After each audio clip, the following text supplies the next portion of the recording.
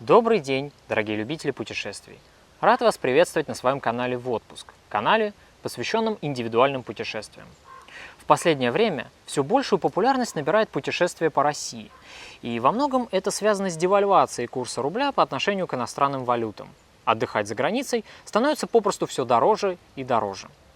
И все чаще и чаще многие наши соотечественники рассматривают отечественные курорты в качестве альтернативы иностранным.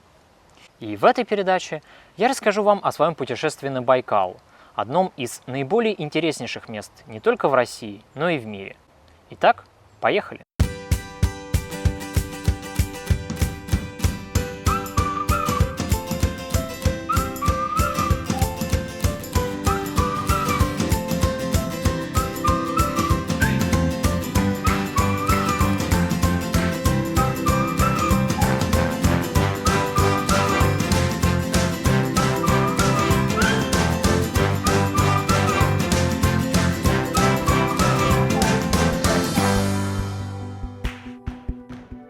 Мое путешествие начинается с утомительного 6-часового перелета из Москвы в Иркутск.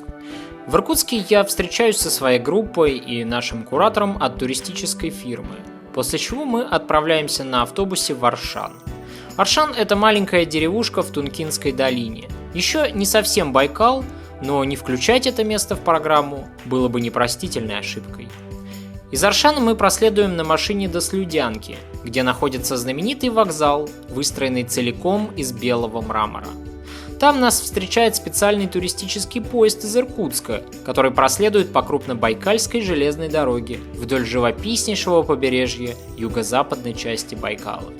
Мы доедем до истока строптивой Ангары, единственной реки, вытекающей из Байкала.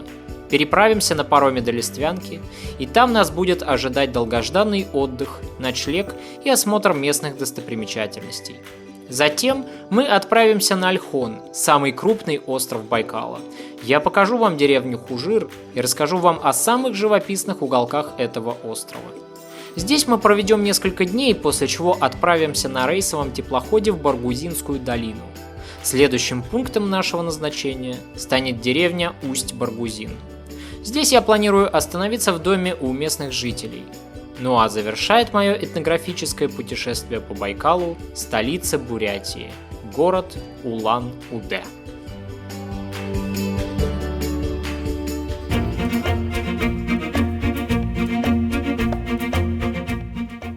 Мое путешествие по Байкалу будет проходить в составе туристической группы. И первой точкой моего маршрута будет Тункинская долина. Вечером, только что заселившись, мы выдвигаемся вместе с нашим гидом, чтобы пройти через деревушку Аршан к знаменитому водопаду и целебным источникам.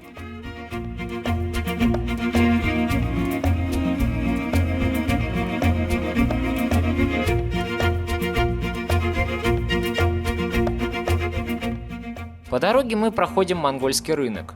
Место, в котором можно приобрести одежду из верблюжьей шерсти, различные целебные травы, не говоря уже о разнообразных сувенирах. И всюду на моем пути открываются замечательные живописнейшие пейзажи, которые можно часами разглядывать с разных точек и ракурсов.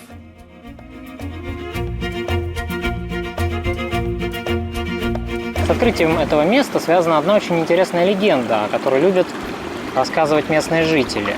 На этом месте была непроходимая тайга. И вот однажды один местный житель пошел сюда на охоту. Он достаточно часто охотился в этих местах и хорошо ориентировался тут и знал все звериные тропы. И вот как-то раз этот охотник набрел на след кабана, выследил его и ранил. 2 дня этот охотник преследовал свою жертву, пока наконец не заметил кабана, жадно пьющего воду из этой вот реки. И охотнику стало интересно, почему зверь так долго пьет воду, и он подошел поближе. И животное, несмотря на свою рану, стремительно убежало, как будто бы и не было ранено вовсе.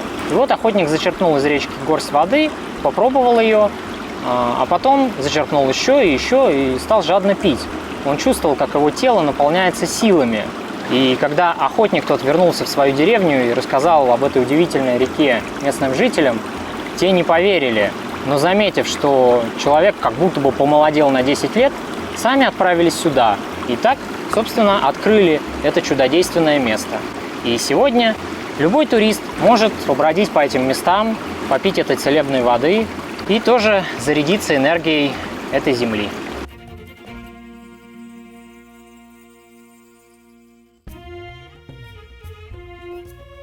Само название деревни Аршан переводится с бурятского как «источник». Здесь находится огромное количество разнообразных целебных источников, и самый знаменитый из них, пожалуй, это глазной. Местные жители верят, что, омыв его водой глаза, вы на всю жизнь сохраните остроту зрения. А еще с местными источниками тут связано огромное количество интереснейших легенд. Я расскажу вам одну из них. Однажды поженились два молодых человека. Через какое-то время они поняли, что что-то у них не ладится. Слишком часто они стали ссориться, и все больше они ссорились по пустякам, и все чаще в душе застревали какие-то мелочные обиды друг на друга. И тогда девушка решила обратиться к старой знахарке, очень мудрой женщине, которая и дала ей один весьма интересный и оригинальный совет. Она посоветовала девушке отыскать местный источник мудрости, который якобы проистекает где-то вот в этих местах. Но условием было, чтобы молодые люди пошли туда вместе и выпили вместе воды из этого источника. И тогда, сказала старая женщина, все встанет на свои места. Молодая девушка взяла своего молодого человека, и вместе они отправились искать этот источник. Через какое-то время они нашли его и вместе выпили из него воды. Но когда они выпили воды из этого целебного источника и посмотрели друг на друга, то увидели себя совсем в другом ракурсе, изможденными, уставшими друг от друга и несчастными. И внезапно оба они поняли, что эти отношения не принесут им счастья. Какое-то время они возвращались в деревню молча, и никто не решался заговорить. Наконец девушка первая заговорила со своим молодым человеком, и она сказала ему, что им надо расстаться. Он ее поддержал и сказал, что действительно так будет лучше. И позднее каждый из них встретил себе достойную пару, с которой прожил долго и счастливо, как это водится во всех сказках со счастливым концом. По-моему, в этой легенде есть какая-то житейская мудрость. Она говорит нам о том, что не надо цепляться за отношения, не надо держать то, что не приносит обоим счастья. Ведь, как правило, еще с юных лет нам внушают совсем обратное, что за любовь свою надо бороться, что нужно идти вместе до конца, несмотря на все трудности, несмотря на всю бытовуху, которая в жизни будет неизбежна. Но, на мой взгляд, это ошибочный путь, потому что бороться в сущности надо только за то, что приносит тебе счастье, а держаться за отношения, которые себя изживают, это глупо. Только тогда вы сможете обрести гармонию с этим миром и внутри себя. Хотя и тяжело бывает подчас отпустить человека, которого любишь.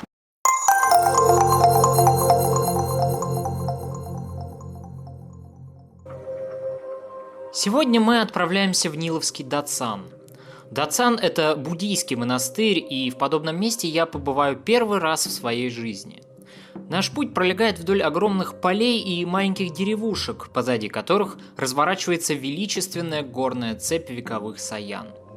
Шаманизм и буддизм очень тесно переплетаются в этих местах, и Ниловский Дацан был основан именно в том месте, куда по преданию спустился великий хан Шаргай-Найон, один из самых сильных местных шаманских духов.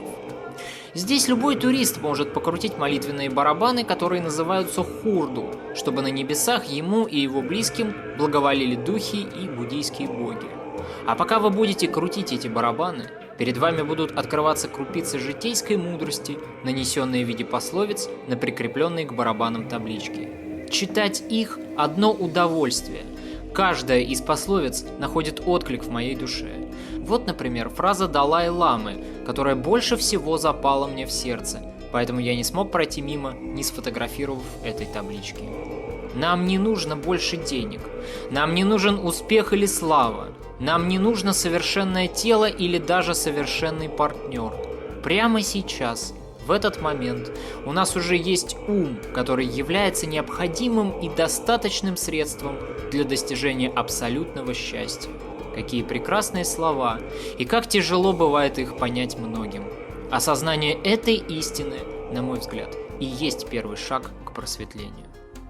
Ну и, конечно же, вы можете заказать на выходе из Датсана фотосессию, чтобы сфотографироваться на память в традиционных бурятских халатах прямо на фоне этого великолепного места.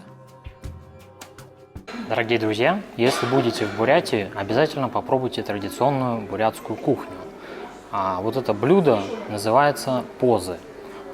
Чем-то, в принципе, напоминает знакомые нам хинкали, с той лишь разницей, что сверху здесь такая как бы небольшая дырочка, и внутри мясо, которое готовится исключительно на пару.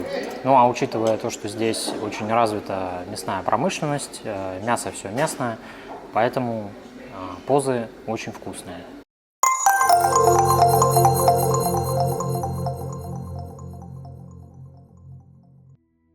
Наше путешествие продолжается, и мы отбываем с вокзала в Слюдянке на туристическом поезде. Поезд этот регулярно ходит из Иркутска и доступен всем путешественникам, предпочитающим прокладывать свои маршруты самостоятельно, без помощи туроператоров. Поезд проследует вдоль живописнейшего побережья Байкала и регулярно будет делать остановки, на которых мы сможем выйти из вагона, сделать фотографии или селфи на фоне живописнейших мест старой, кругобайкальской железной дороги. А желающие смогут еще и послушать интересные рассказы гида-проводника. Жил в Бурятии богатый бурят по имени Богатай Нойон. И однажды он понял, что жену свою не любит. И в социуме сейчас как? Развелся и до свидания. И порой даже ответственности не несем. А у бурят как? Где взял, туда должен вернуть. И прежде чем вот такое трудное решение озвучить своей жене, с которой долгие года внуков уже имеет, прожил, он идет на берег Байкала, чтобы набраться сил, и видит вот этих уточек. Он посмотрел, как они друг о друге заботятся. Они, кстати, только вместе взлетают, вместе друг друга кормят и деток воспитывают. И он понял, что это социум, это быт на него такие грустные мысли навеял. Он вернулся домой и своей жене признался в любви. И в благодарность небожителям за то, что семья сохранена, он пошел в Датсан и сделал богатый подарок небожителям. Вот такая вот замечательная легенда, которая оспаривает все мои предыдущие рассуждения на тему семейной жизни и быта. Одним словом, мнений много, и какой дорогой пойти, в каждом конкретном случае все равно предстоит решать вам, ибо не существует универсального рецепта счастья. Кстати, удивительно, делая передачу о Байкале, получилась передача с рассуждениями на тему любви и семейного счастья, подкрепленная местными бурятскими легендами.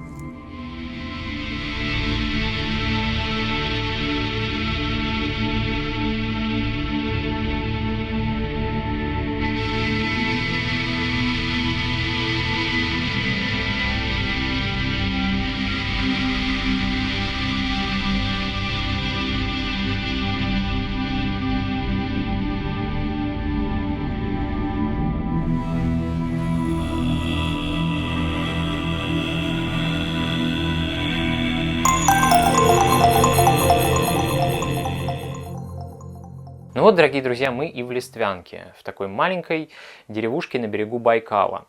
И сегодня я постараюсь сделать для вас обзор этого места, если уж вы сюда и попадете, чтобы вы знали, как можно с толком провести здесь время и набраться интересных впечатлений.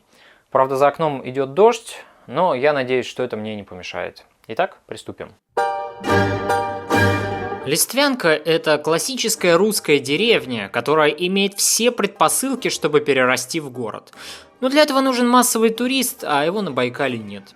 Как можно догадаться, поселок получил свое название из-за большого количества лиственниц его окружающих. Инфраструктура развивается, но не слишком активно, и попеременно чередуются запустение и благоустроенность, старинные русские избы и новенькие гостиницы, покосившиеся заборы вокруг пустырей и какая-нибудь очередная стройка. Признаться честно, набережная Байкала вызывает у меня смешанные ощущения. С одной стороны, Байкал, конечно же, красив, даже несмотря на пасмурную погоду. С другой стороны, это совершенно неблагоустроенная набережная, Но в целом это не портит впечатлений от моей поездки. В Листвянке есть свой краеведческий музей, в котором вам расскажут о местной природе, и даже частный музей самоцветов, куда вход стоит около 150 рублей. Ну, а если хождение по музеям вас не привлекает, как и меня, то можно найти офисы туристических агентств и на денек отправиться в какую-нибудь экскурсию.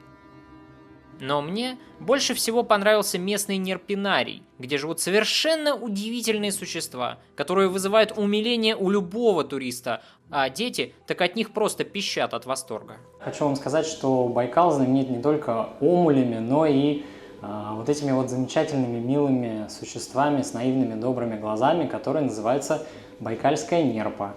И здесь, в Листвянке, вы можете пофотографироваться с ней. Всего лишь за 250 рублей стоит фотосессия, и посмотреть уникальное, интересное представление. Вот она не дождалась. И покормить их, и посмотреть с ними представление. Они здесь много чего умеют делать, и играть в футбол, и в баскетбол, и обниматься, и целоваться. В общем, море эмоций и позитива. Так что приезжайте на Байкал. В Листвянке есть даже своя канатная дорога. Конечно же, старая, как и все в России, по-видимому, оставшаяся от славных советских времен. Несмотря на то, что Листвянка имеет несколько провинциальный вид и скорее похожа на маленькую деревушку, здесь все же есть уютные ресторанчики и кафе, где вы сможете вполне вкусно пообедать и выпить чашечку кофе. Кафе, которое мне приглянулось, называется Листвянка Клаб. Средний чек на человека 1500 рублей. Кормят, надо сказать, вкусно, ну и пообедав сами, не забудьте, пожалуйста, угостить местного дружка. Они тут очень любят людей, но при этом все такие голодные. Здесь, на Байкале, собственно, как и на Алтае, местные жители уделяют огромное значение ритуалам задабривания духов. Это называется побурханить. Делается это так. Перед тем, как начать пить какой-либо напиток, вы берете мизинец, опускаете его в чашечку и вот так как бы мочите статуэтки 2 глаза. После этого вы про себя загадываете какое-то желание, непременно оно должно быть добрым, с позитивным посылом, и пьете свой напиток. В данном случае у меня чай. А в конце надо обязательно будет снова окунуть пальчик и приложиться к животику этой фигурки, и тогда с вами будет гармония и покровительство местных духов.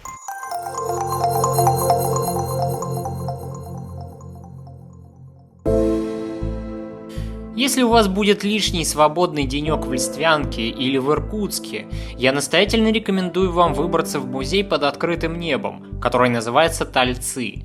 Находится музей на берегу Ангары на 47-м километре Байкальского тракта. Музей разделен на 4 сектора, каждый из которых располагается под открытым небом и демонстрирует вам, как выглядели поселения коренных народов этой земли и пришлых с Московии казаков. Признаюсь честно, меня больше всего поразили эти эвенкские стойбища, затерянные среди березовой рощи.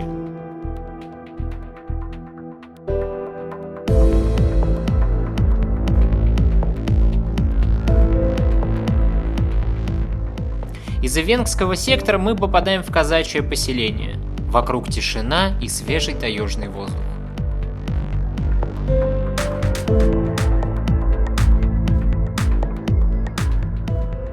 Именно такие деревушки из срубленных бревен ставили российские служивые казаки, когда покоряли необъятные территории Сибири.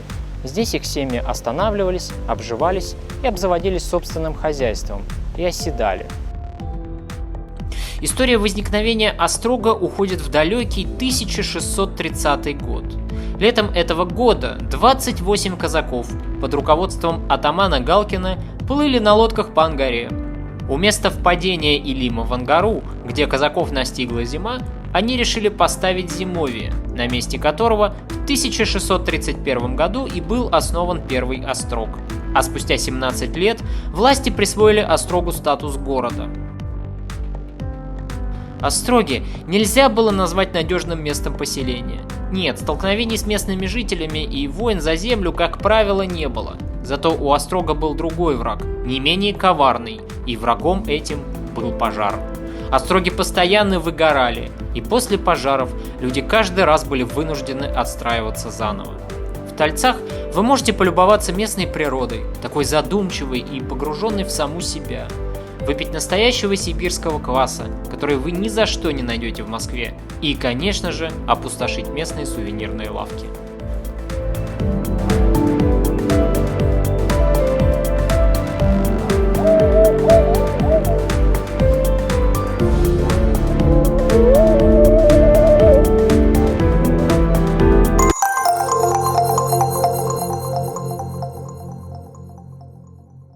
А наше путешествие тем временем продолжается. Из Листвянки мы направляемся в северную часть Байкала, и можно заметить, как за окном меняется природа. Это как на Куршской косе, кто бывал там, тот поймет, что я имею в виду. Густые лиственные леса постепенно сменяют лесостепь, которая затем и вовсе превращается не то в степь, не то в пустыню. Здесь нашим взором открывается Монголия в миниатюре. Красота вокруг необыкновенная, но, к сожалению, наше настроение несколько омрачено. Дело в том, что в этих краях орудует страшный враг, с которым нам очень скоро предстоит познакомиться ближе.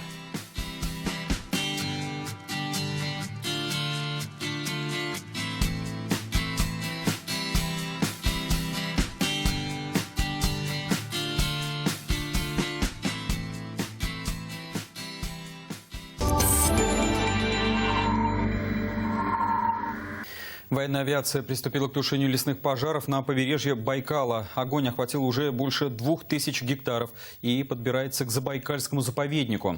Работу спасателя осложняет жара под 40 градусов. Стихийное бедствие в Сибири видно даже из космоса. Продолжит Глеб Стерхов. Выполнили 22 сброса, 220 тонн воды. Пока получается не очень. Тайга горит почти вплотную к воде. Скорость распространения пожара в этих местах может достигать нескольких десятков метров в секунду. И тут базы отдыха и сотни туристов, которых срочно пришлось спасать.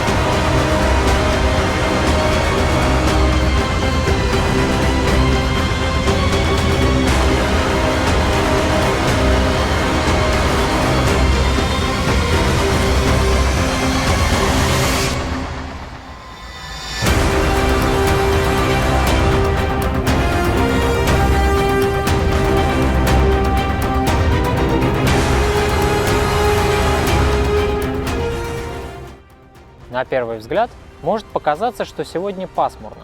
Однако это не так. Но тогда откуда же эти тучи, спросите вы? А я вам отвечу, что это вовсе не тучи, а дым от лесных пожаров, которыми охвачена вся Бурятия и север Байкала. МЧС, который по идее должен тушить эти пожары, не делает ничего, ну или практически ничего. Во всяком случае, так говорят местные жители. Власти уверяют, что на борьбу с огненной стихией направлена целая эскадрилья воздушных судов.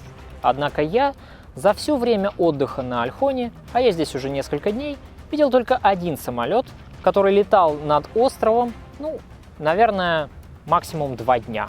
Огонь не пощадил ни леса, ни их обитателей. Баланс экосистемы был нарушен. В МЧС оправдываются, сваливая все на сильную задымленность воздуха. Якобы густой дым не позволяет максимально использовать возможности авиации. И это при том, что рядом находится крупнейшее водохранилище. И это даже при том, что климат на Ольхоне слишком засушливый. В год выпадает где-то не более 200 мм осадков.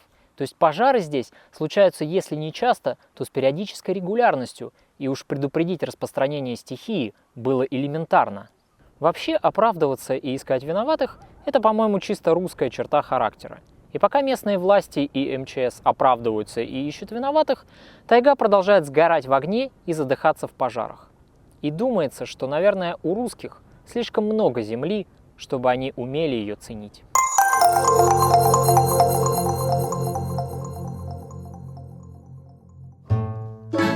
На остров Ольхон можно добраться на регулярной паромной переправе. В пик туристического сезона, который приходится на август, очереди из автомобилей и туристов могут быть очень длинными по обеим сторонам переправы. Поэтому, чтобы гарантированно переправиться, лучше прибыть к парому как можно раньше. Но нам повезло, хотя относительно. Из-за пожаров туристы с Ольхона скорее бегут, чем стремятся на остров. Еще один путь на Ольхон – это малая авиация. На острове имеется небольшой аэродром. К сожалению, проект почему-то оказался убыточным, и сегодня его существование находится под большим вопросом. Передвигаются по Ольхону только на старых добрых 452-х УАЗиках, в народе именуемых буханками. Дешево и сердито, зато по ольхонским дорогам, точнее бездорожью, ни один дорогостоящий джип долго не протянет. Ремонт влетит в копеечку. А неприхотливые буханки возят туристов, и водители на свое авто не нарадуются. Говорят, самая лучшая машина в мире. Во как! От переправы ехать где-то минут 20 до самой главной деревни острова. Можно сказать, столицы Ольхона. Она называется Хужир, что в переводе с бурятского буквально означает «соленую землю». Кому-то Хужир покажется унылой и скучной деревней, но это не так. Тут можно найти интересный выбор сувениров, имеется даже свой краеведческий музей с весьма любопытными экспонатами.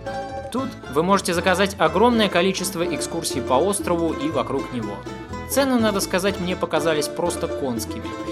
Платите по 5000 рублей с человека, и это минимальная цена, так что выгоднее ехать с большой компанией или в составе туристической группы. Ну а если вы посетили все экскурсии и осмотрели все достопримечательности Ольхона, местные жители порекомендуют вам взять на прокат квадроцикл или велосипед, чтобы покататься самостоятельно.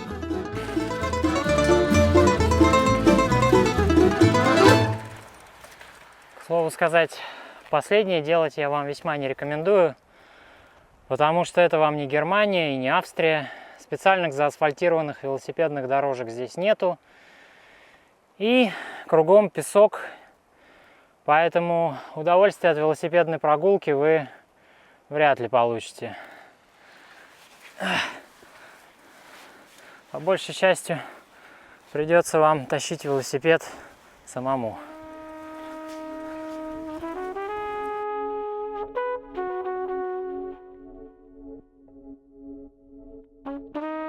После 4-часовой тряски по дорогам я нахожусь, наконец, на острове Ольхон, прямо внутри одного из самых известнейших пейзажей Байкала в целом и Ольхона в частности. Позади меня скала Шаманка. Шаманская скала по преданию является домом одного из самых сильных духов Байкала. Поэтому местные сюда практически не ходят. Боятся обратить на себя внимание грозного духа. Вдруг ему что-нибудь не понравится, и тогда бед не оберешься. Туристам же настоятельно рекомендуют вести себя прилично, не кричать, не думать о плохом и не сквернословить. Многие люди утверждают, что тут ощущаются мощные потоки энергии, которые исходят из глубин земли. Внутри скалы находится сквозная пещера, в которой шаманы совершают обряды и по сей день. Входить в нее простым смертным не рекомендуется, особенно женщинам. Женщина, дескать, существо нечистое, греховное от природы и может осквернить великого духа. Можно подумать, что мужчины все такие белые и пушистые. Еще один совет, который дают местные гиды, это встать лицом к шаманке и прислушаться к самому себе. Возможно, вам повезет, и с вами заговорит какая-то внутренняя сила, или ваши предки, или внутренний голос, который даст вам совет или предостережение. Лично я не ощутил на себе никакой грозной энергетики и ничего мистического не почувствовал, и никто со мной не заговорил. Может быть, даже это и к лучшему. Зато я ощутил долгожданное спокойствие и расслабление от созерцания красоты этих мест. Рекомендую спуститься вниз, на берег, и найти какое-нибудь укромное местечко. Я сюда заходил почти каждый день, пока жил на Ольхоне, слушал Байкал или включал джаз в своем плеере. Так и сидел часами, разглядывая блики на воде. Дорогу на мыс Бурхан и к Шаманской скале как бы отделяют вот эти 13 столбов, которые стоят позади меня. Они называются сэргэ. В переводе с бурятского это как бы столб для того, чтобы привязать коня. Но эти столбы не обычные сэргэ, они ритуальные, потому что стоят высоко и предназначены для небесных и подземных духов, а не для человека, что свидетельствует о том, что это место священное. Здесь живут духи, и людям, если и можно здесь находиться, то скорее в порядке исключения.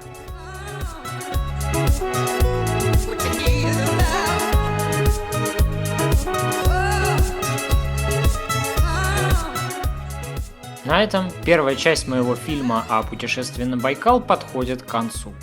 Во второй части я расскажу о достопримечательностях Ольхона и о своей поездке по Баргузинской долине. Путешествие продолжается.